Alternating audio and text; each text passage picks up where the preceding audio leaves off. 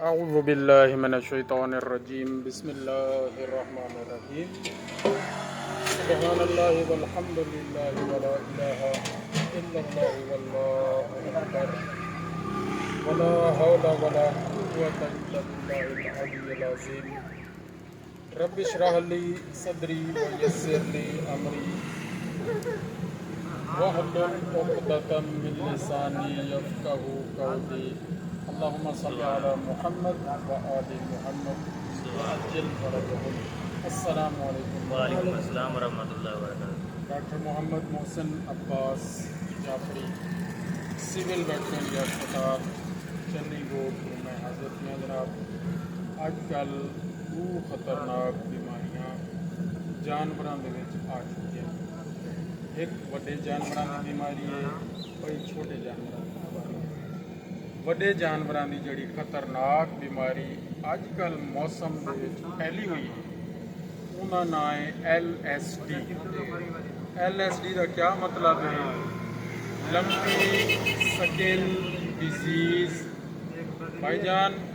मेरे भाई इंसान ख्याल करो मेरा भाई। अगर टाइम है भाईजान तो ओहो, टाइम कोई नहीं तो कोई मसला नहीं, कम करो, ठीक है ना? तशरीफ रखो sir. Dubai lumpy skin disease virus की वजह कनू बीमारी फैलती है। वायरस का नाम भी LSD वायरस है। ये वायरस चिचोड़, मक्खी और मच्छर की वजह कनू फैलते हैं। चिचोड़, मक्खी और मच्छर गंद खराबे की वजह कनू फैलते हैं। जेड़ी जगह के उत्ते, जेड़े फार्म के उत्ते चिचोड़, मक्खी, मच्छर ज़्यादा हो से, यानी गंदगी ज़्यादा हो से, उतना ये बीमारी जल्दी आ से, उतना जल्दी भी आ से और ज़्यादा अगी दे फैल से भी सही। हुण इहदा हल तो बड़ा आसान है कि अगर असां अपने जानवरों को और अपने जानवरों की रिहाइश को साफ सुथरा रखो, उतना गोबर इकट्ठा न थी वंडो, उतना पेशाब और गोबर का जड़ा कीचड़ बढ़दे वो इकट्ठा ना थी वंडो, ता इंशाअल्लाह अज़ीज़ 80 तो 90% चांस है कि उतना चिचड़ कहना थी से,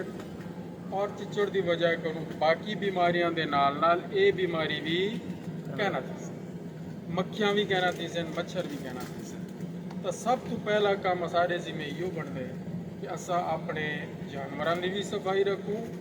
और अपने जानवरों के पूरे फार्म की भी सफाई रखो, उतना गोबर इकट्ठा बिल्कुल न थी मांगे। इस बीमारी की अलामात क्या हैं वो तो इल्म में है। सब तो पहले जानवर खावन पीवन छोड़ देंगे, बुखार बहुत तेज़ थी वेंदे, 106 105 तो आम है ना, इस तो भी उत्ते चला डिग्री फ़ारेनहाइट। और जानवर खावन पीवन छोड़न के नाल नाल कमज़ोर थी वेंदे। जानवर के जिसम के उत्ते गिल्टी नुमा दाने बन गिल्टियां बन वेंदे, ठीक है ना सी, जिल्द दे बिल्कुल तले। और वो अगर उन्हें का इलाज ना किया वजे तो वो फोड़े फट वेंदे। अच्छा, जितने ये गिल्टियां बाहर नज़र आंदियां पिया उन्हें जानवर के जिसम से, उस तो ज़्यादा ये जानवर के जिसम के अंदर होने। इस वायरस का ये नुकसान है कि जानवर के जिसम के अंदर जितने भी टिश्यूज़ हैं, बाफ्ता हैं, ये सारिया जड़े ना ये वायरस खराब कर रहे हैं और उन्होंने अंदर सूजन पैदा कर रहे हैं, सोजिश पैदा कर रहे हैं और अपना घर बढ़ा गिंदे। और घर इस तरह बढ़े कि छोटी जी जगह के उत्ते कई हज़ारों की तादाद वो वायरस कट्ठे जी वेंदे, वल वो जगह फटदी है, वल वो वायरस नाल वाले मसल को खराब करेंगे, वल नाल वाले मसल को खराब करेंगे। इवें ये सिलसिला जारी रह वेंदे और बददा रह वेंदे और वो जानवर बेचारा मौत का शिकार हो। तो लिहाजा पहले तो कोशिश यह करनी चाहिए कि बीमारी ना आवे, और अगर खुदा ना खास्ता आ गई है तो वाली इनका बेहतरीन इलाज करना चाहिए। अच्छा, इनकी वैक्सीन के बारे में थोड़ा जिहा सुन गिनो। एक तो असा कुछ सफाई के नाल इन्हें कंट्रोल करना चाहिए, मैं पहले दस चुकिया।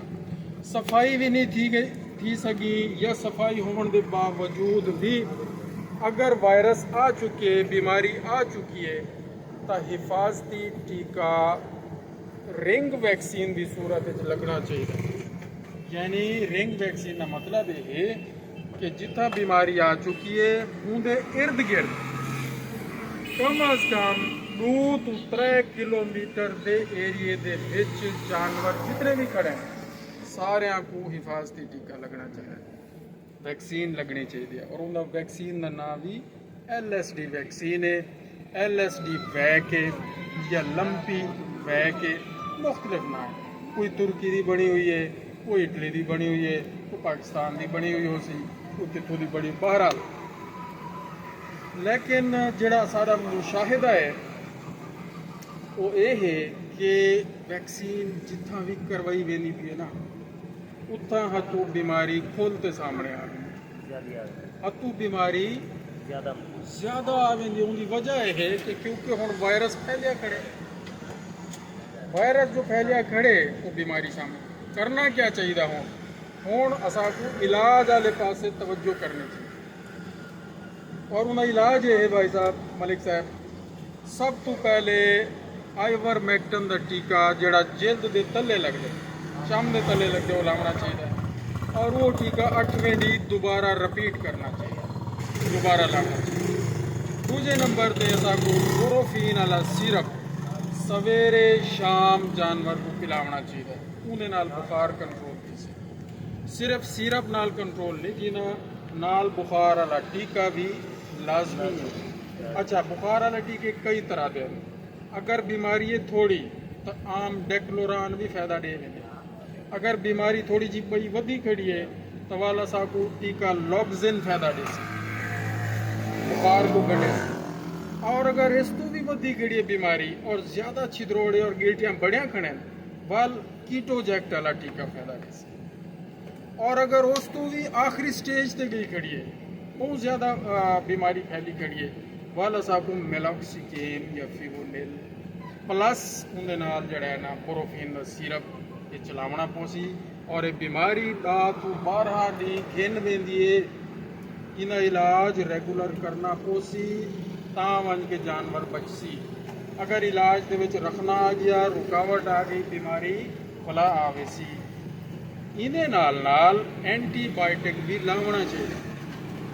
पहले मैं दसे बीमारी वायरस की वजह कर होती है,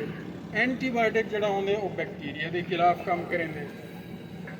ये क्यों लावना चाहिए? इनकी वजह है कि जिस टाइम बीमारी वायरस वाली है आ वेंदी है थोड़े बन वेंदे उहदे विच बैक्टीरिया भी आके अपना हमला शुरू कर थोड़ियां दे अंदर बैक्टीरिया भी आके अपना हमला कर रहे हैं और बई एक बीमारी नाल शुरू की। उस बीमारी को बचने वास्ते असाको एंटीबायोटिक लावना चाहिए। और मैं जिवें दसे कि बीमारी के मुख्तलिफ स्टेज हैं, थोड़ी उस तो ज़्यादा ते वाल सब तो ज़्यादा। अगर थोड़ी है तो हल्का फुल्का ऑक्सी टेट्रासाइक्लिन फ़ायदा दे वेंदे। जमील साहब थोड़े वास्ते फील्ड ज़्यादा कम करें दे, ठीक है ना जी? तस्वीर मेरी ठीक आती भी है मेरी आने पे ऑक्सी टेट्रासाइक्लिन एंटीबायोटिक इब्तदाई स्टेज ते फ़ायदा देसी। अगली स्टेज ते तो आपको पेनबायोटिक फ़ायदा देसी या पेनीवेट फ़ायदा देसी। उस तो अगली स्टेज ते तो आपको एंटीबायोटिक चेंज करना पोसी और उनकी पोटेंसी बढ़ावनी पोसी। पेनबायोटिक थोड़े पेंसिलिन है लेकिन PPS इंजैक्शन दे विच ज़रा उनकी कंसनट्रेशन बेहतर है पेंसिलिन की, लिहाजा तो आपको PPS लावना पोसी। और अगर उस तो भी उतली स्टेज है तो आपको सेफ्टिफर सोडियम लावना चाहिए ता वन के ये बीमारी कंट्रोल की। अच्छा, इस बीमारी दे विच कुव्वत मुदाफ़ियत जनाब कुव्वत मुदाफ़ियत करने वास्ते ताकत वाला इंजैक्शन लाजमी है। लेकिन ये ख्याल करे सो कि जिस टाइम ये वायरस की या बैक्टीरिया की कोई भी बीमारी होती है बुखार तेज़ होता है, तेज़ बुखार की हालत है जमीन से नाल मल्टी विटामिन नहीं लावना। तेज़ बुखार की सूरत मल्टी विटामिन नहीं लावना। करना यह है कि पहले बोरोफिन का सिरप पहले बोरोफिन का सिरप पिले सो लॉक्सिन का टीका लेसो या कीटोजैक लेसो घंटे डेढ़ दू दे बाद जिसले उनका बुखार डाउन थी जैसी वो वाल तुसा उन्हें दसी वेसो या समझाई वेसो या थोड़ा बाद चक्कर लगसी तो वो टीका मल्टी विटामिन वाला लेसो गल समझ नहीं ता बन के फायदा रहसी। अच्छा ये सारा कुछ करने और नाल आइवर मैक्टम का टीका जिहड़ा जिल्द दे तले लगे खारिश एलर्जी जुआ को भी फायदा नहीं चिचड़ा को भी मरे बैरूनी किरम और अंदरूनी किरमा को भी फायदा देंदे और मरेंदे यानी ख़त्म करेंदे तो वो टीका भी साकू लाजमी लाना चाहिए लेकिन ये भी शर्त हुआ है एक तो ठंडे टाइम ले सो नंबर 1 नंबर 2 बुखार दी हालत कहना लेसो बुखार जिन्हें डाउन थी वैसी बुखार कहना हो सी वो बोले टीका लाना और ये अज मैं तो LSD बीमारी की अलामत भी दस दी उनकी वजह वायरस भी दस दी है उनका कंट्रोल सफाई और वैक्सीन वाला भी दस दी उनका पूरा इलाज भी दस दी और इलाज दे विच जो एहतियात करनी है केड़ा टीका किस हालत में लाने ये भी मैं तो देखो तुसा को तो पता होना चाहिए लेसन तो डॉक्टर साहब थोड़े इल्म में छोसी तो तुसा डॉक्टर को अफसो यार ख्याल करी खाली ये लावना तो ये नहीं लावना डॉक्टर साहब भी सुन रहे बेटे ठीक है ना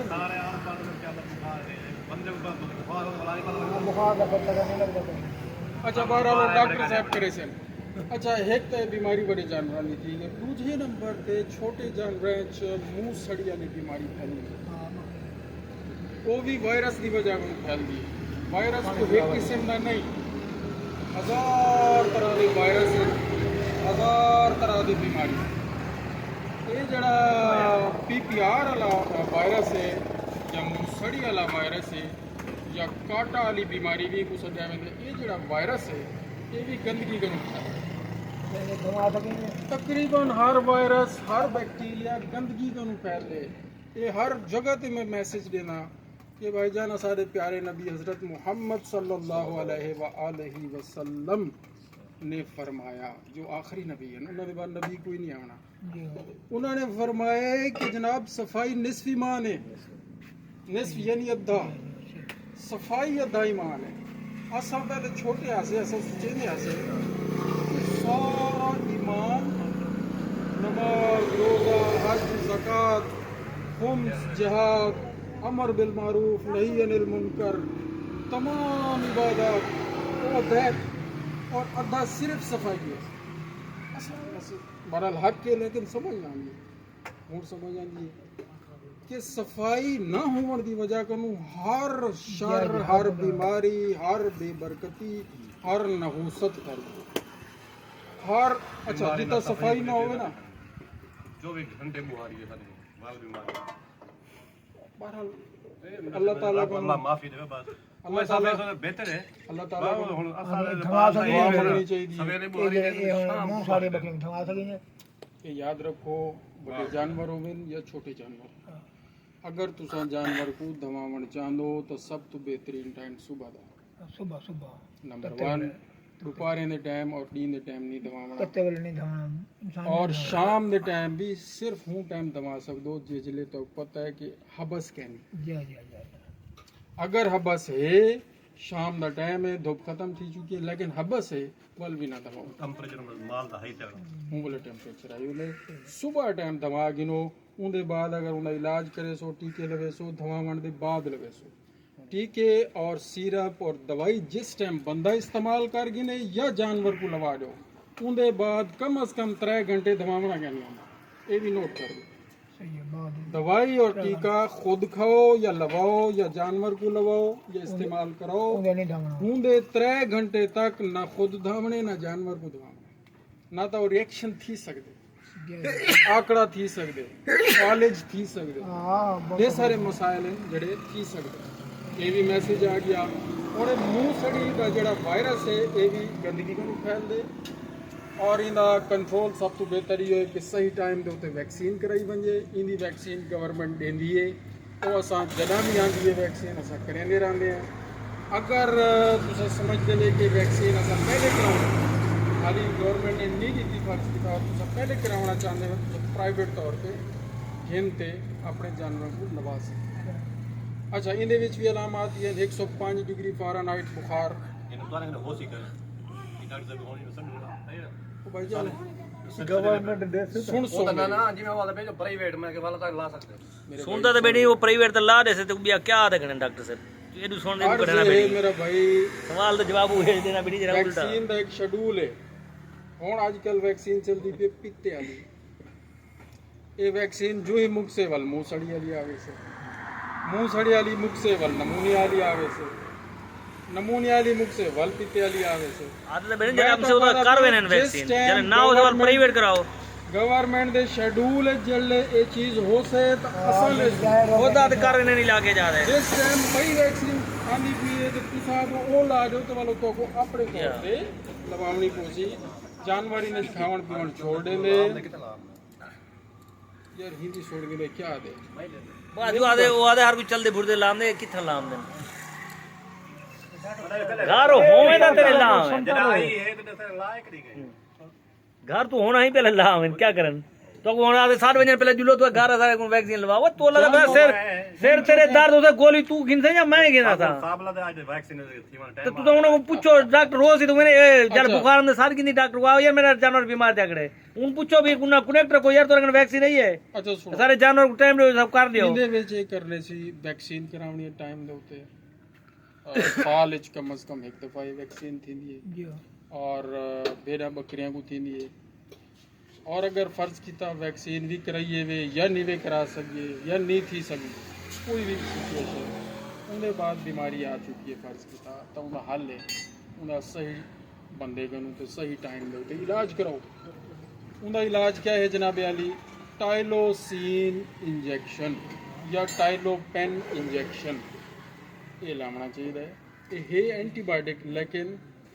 वो गल है कि जिले जानवर को वायरस आंदा ना नाल बैक्टीरिया भी हमला करेंगे उस हमले को बचने वास्ते एंटीबायोटिक का लाना जरूरी है बुखार को घट करने वास्ते वो लॉक्सिन या विटाफेनिक या मेलॉक्सिकेम वो वाल डॉक्टर ही ने लावने सिर्फ तो डॉक्टर टेंपरेचर चेक कर टेंपरेचर चेक करते लक्सी नाल मल्टीविटामिन का देना जरूरी है मूँह जड़ा पक्या पिया उनके उत्ते ग्लिसरीन मारना चाहिए और उनके उत्ते जनाब अली वो जड़ा स्प्रे है जेंशन वायलेट होंगे जिन्हें ऑक्सीटेट्रासाइक्लिन होंगे टेराजिन है उन्होंने टेराजिन स्प्रे उनके मूँह के उत्ते तुसा ला सकते हो लेकिन कोशिश करो कि वो अंदर नहीं मारना बाहरों मारना ठीक है ना जी इंशाल्लाह ठीक थी वैसे सही टाइम के उत्ते वैक्सीन पहला नंबर बल्कि पहला नंबर बेहतरीन सफाई दूजा नंबर सही टाइम के उत्ते वैक्सीन तीजा नंबर जानवरों की बेहतरीन खुराक चौथे नंबर के उत्ते सही बंदे को इलाज ये 4 चीज़ें नोट कर गिनो इंशाअल्लाह अल्लाह ताला ने तौफीक दे अल्लाह जज़ाकल्लाह खैर